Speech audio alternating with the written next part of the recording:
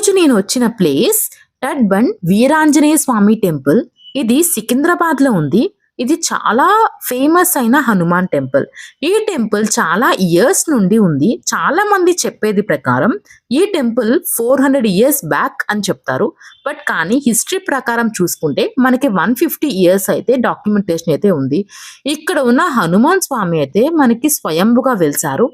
And అలాగే ఈ టెంపుల్ని లోకల్ డివోటీస్ కలిసి డెవలప్ చేసుకున్నారంట.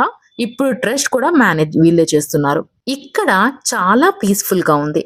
మనకి ట్యూస్డే, సాటర్డే, సండే రోజుల్లో మాత్రం భక్తులు చాలా మంది వస్తారు. ఒకవేళ మీరు సికింద్రాబాద్ సైడ్ ఉంటే ఖచ్చితంగా ఈ టెంపుల్ని విజిట్ చేయండి.